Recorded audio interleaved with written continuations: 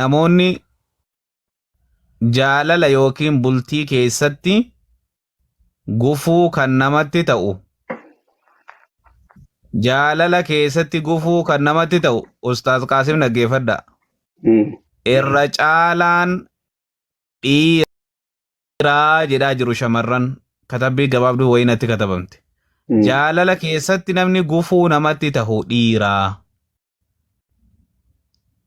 Sila jaalaluma jettan kan namni akka utubaatti guutuma guutuu qabee dhaabbachuu qabu dhiira bakki nuti itti miidhamaa jirru jaalala keessatti dhiiratu nu miidhaa jiraa jedhu dubbiin kun akkami? Gaafiin jaalala keessatti dhiiratu nu miidhaa jiraa jedhani. Walaa akkana jedhan. Dhiira nu miidhaa jaalaluma kana keessatti haqa jaalalaa jettanii haqqiin jaalalaa dhiira biratti bade nu biraa mitii jedhu akkamitti? Haqiiqatanii jechi dhugaadha. Wanni jiru dhiira kanatu lama sadii. Original, copyright, ሙሉ በሙሉ ፎርጂድ የሆነ ሁለት ሶስት ነው። dhiira sadii keessaa dhiirummaa qabdu jaalattee jaalalatti mattee si jaalatee onnee kan keessin cabsu si miidhu. Koppiraayitiin እንደዚህ አለ አይደለም walii gadii si jedhaa jiraata. Inni foorjiitiin sun yoo akkana laaltu waanuma si jaalatu si fakkaata. Fuudhee kun warafaa anaa kada ka zikira kaasanii Osti fuudhee samii kana keessaan si kuta kaanchii dheedaa maallee kadaan manaa badaa yaadu goshi. Gaafa achi gasi deebisee si miidhuu miti si caccabsee lafa si gata. Isaan akkasiin jiran dhiira qofa osoo hin taane jaalalti tuni muhabbaan tun jaalalti kan nama tokko qofaan miidhamtu osoo hin taane kan nama tokko qofaan ijaaramtu osoo hin taane kan nama tokko qofaan deemtu osoo hin taane gamee lachiyyuu deemuu dandeetti. Ati miidhamuun dura misteekii yookiin iddoon an tuqee iddoon an miidhame eessa? Bakka kam koontaantii godhe? Koontaantiin kun eessaa dhufe tokko? Namtichaan ani reelishinii jaalalaa waliin uume kun nama akkamiiti? Jiruuf jireenya kiyya keessa nama akkamiiti? Makiina moo bittu bar makiinaa kana BMW kana moo bittu ka tajaajila kenneef hin kenninetu jira. Ka tajaajila kenne kana garaajii isaa seensiftee warra makaanika gaariidhaan laaltee kaateeti eessaan taphaadha sheera eessaan hin taphaadha shaanii makiinaan kun naan deemuu danda'a naan hin deemuu danda'u baatiriin isaa gam tajaajilaa koontirool isa gootee kaateeti kan bitattu lafumaa kaateeti miti. Bultii keessallee seenuuf dhiirti sun dhiira akkamiiti kan bulti bara jireenya qayyuun iyya caan shunoo hallashuu qayyuun iyya caan kunoo hallau si gadee qayyii tuquun dura waan qayyii tuttu kana waan makaanaa yookiin maashina tuttu kana isa akkamiiti jireenya kiyya keessatti anaan waliin tashaaggaree deemuu danda'a naan barari'uu danda'a naan barariituu dandeetti jireenya kiyya keessatti isa jedhu majammaraa dhaadudha. Mami naan barari'uu danda'a naan hin danda'u keessatti baganza bichaa deddu mataa isaa imaana isaa. Ustaaz Qaasim si yaaduu isaa laallachuus. Amma gaaffii dabalataa keessatti jaalalli yookiin bultii irratti ijaaramtu jaalalli bultii irratti ijaaramtu yookiin jaalala namni obbolummaa walitti dhufe osoo hin taane jaalalli bultii keessatti ijaaramtu jaalala namni biyyoota alaa kun keessa jiruu fi jaalala namni biyya keessa jiru wal madaaluu danda'a.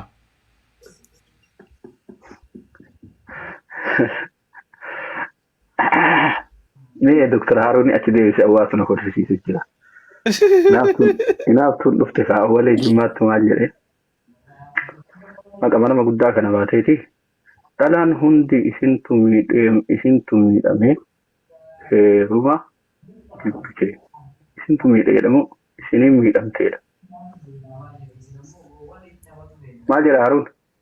Akki jau dhallaan ja dhallan afaan Oromootiin dubbisu jira gaa dhallan hundi isiitu miidhamte. Ana isinii dubbisaa dhiisa. Dhalaan hundi miidhamte heeruma jibbitee jirti wallahi. Dhalaan hundi miidhamtee heeruma jibbitee taa'u jirti jedha gabaabumatti. asirratti mabraarraa kennaaf inshaallah. Obboleeyyan kiyyaa assalamu alaikum warahmatullahi wabarakatuh.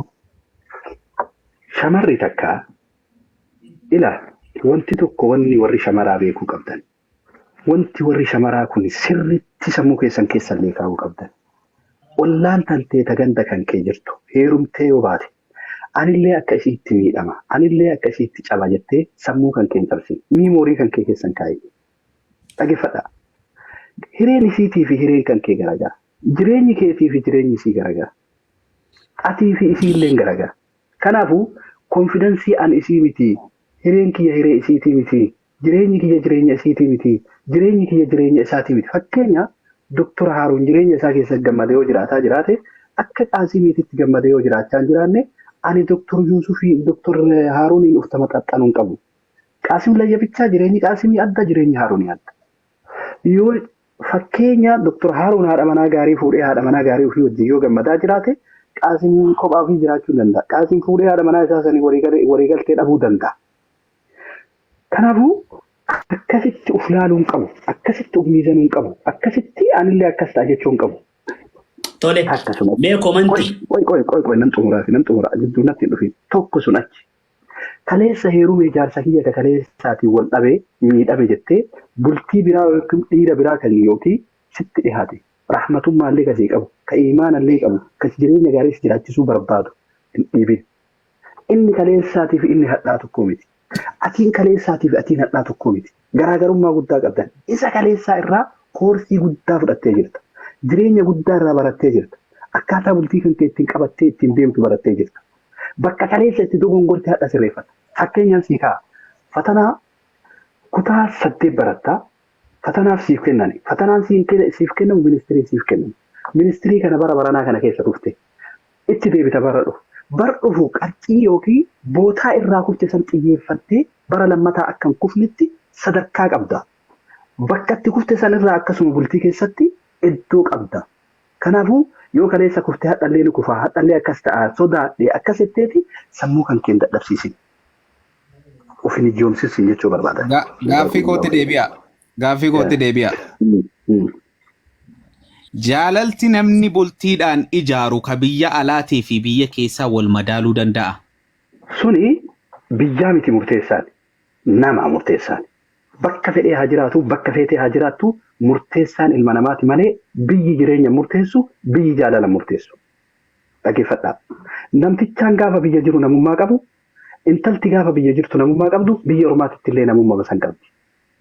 Gurbaan gaafa biyya jiru aqlii qabu biyya ormaallee gaafa jiru aqlii qaba. Gurbaan gaafa biyya jiru jaalala beeku biyya ormaallee gaafa dhaqe jaalala beeka.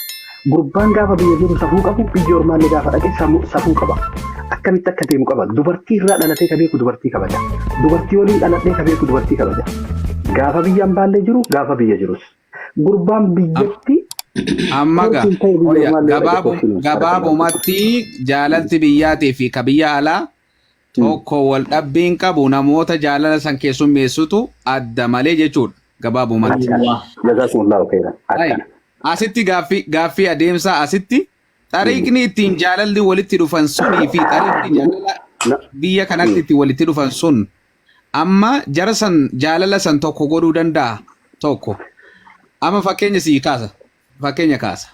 Tokkoffaa jaalalti miidiyaa kanaan walitti dhufan jawwaala yeroo dheertuu jaalala silaa dhokataan onneen namaa kun yoon wal argina hawwiidhaan teessee eeggatu san miseenjarii keessatti eega du'ee yookiin himoo keessa du'ee yookiin xariiqa itti walitti dhufan osoo walitti haasaanu amata dheertuudhaa fi eega jaalala busheessanii walitti dhufan tokko jedhe. Biyya keessatti immoo maatiin intala baabeluu jirtii jennaan kabajaan itti deemaniit xariiqni itti wal argan hin jirtu hanga gaafa bultii ga'aniit walitti dhufaniit guyyaa qabatanii bultii ijaaran. Amma wanni kabajaan akkasitti maatii walitti dhufee walitti kennu sunii fi amma wanni qilleensaan osoo maatiin walitti hin dhufin gurbaanii fi intalli walitti dhuftee jiruu isaanii bilchees eega waa meeqa bilchaate nikaan godhamu sun tokko ta'uu danda'a ammas keessatti mee otoo sun ta'e. Jazakumullahu khairan. Barakallahu fiikum. Wanni jiru yaada bareedaa nagaa fattani. Waan zabanni fidee waan akkuma zabanni fideetti akkuma zabanni jirutti lafa keenya. Intaltinii fi gurbaan biyya ormaa kanaa fi biyya keessaa garaagarummaan isaan qaban intalti takka intala aqlii qabduu intala abbaa hayyuutii intala abbaa gaariitii jedhanii jaarsi namni sheekaa namni aalimaa dhaqee kadhatee walitti dhufan osoo waliin argine. Fakkeenya tokkoon isinii kaa'aa boqqollaa tokko yookiin boqqollaan beekanii maashillaa tokko dhayxee maasaa keessatti irraa quunciftee achuma keessatti kan dhiifte. Mee dubbii tana qabadhu. Boqqollaa kana irraa quunciftee achuma keessatti hin cabsine irratti dhiiftaa. Torbaan geettee dhattee isallee cabsitee kan quuncisinillee cabsita. Kamtu irra dassi jedhee ofii kan keetii bilcheeffattee nyaachuudhaaf tattaaffii goota. Lamin kana kaaktuwaalee tuttuqamee jira inni gadda quuncifte sun. Kanaafuu isa kan filatta jennaan kan quunceen kana filatta gara waddii itti geessitee wadditee daddafatti nyaatta. Das itti ariifatta. Isa kaan miicuu barbaadda. Sirreessuu barbaadda. Akkasuma har'aan tana namni kenna gurbaa fi intalli walitti gama wallaayinaan dhufaara rakkummaa wannummaa bultii jiijiinsa fide wal miicee wal cuunfee wal gossee wal uffachuu qofaaf walitti dhufa. Mi'a mi'oo yookiin jaalalli kan jiru connect yookiin pozitiivaa fi negatiivni guyyaa connect wal godhisan ifee mi'aawuu qaba sila. Har'aan tana osuma connect wal hin godhin wal godhaa walirraa fagaateeti wal gube gaafa walitti dhufe kontaatti wal godha. Haa ta'u asuma keessatti gurbaan aqlii qabu intalti aqlii qabdu akkasumatti illee waliin haa haasa'ani. Akkasumatti illee waliin haa ce'ani. Gurbaan maqaa abbaa eeggatu, gurbaan maqaa gosaa eeggatu, intalti maqaa haadha abbaa ofii eeggatu. Gaaffii bareedduu dhufte gaamma galatooma. Ayyee jazaakallahu khayran. Kunis deebii bareeddu. Walumaa galatti gaaffiin inni gaafadhe sunii fi inni duraanii sun amma sirraa'ee deebi'eera. Maaliif jennaani namni kabajaan osoo gamaa gamana waliin daddarbine miidiyaadhaan walitti dhufee waa meeqa waliin hin jenne ijaan nazaraa walilaalee karaa manguddootiin karaa maatiitiin kabajaa walitti dhufuu fi qilleensarraan wal argatanii yookiin suuruma yookiin akkuma isin amma suuraa kiyya kan sheekoliin of duuba kakaattee teessu kana ilaaltanu meekaappiin yookiin miidiyaa bareechise kana ilaalanii walitti dhufan tokkoon tahuu jechaadha. Suni tokkoon ta'u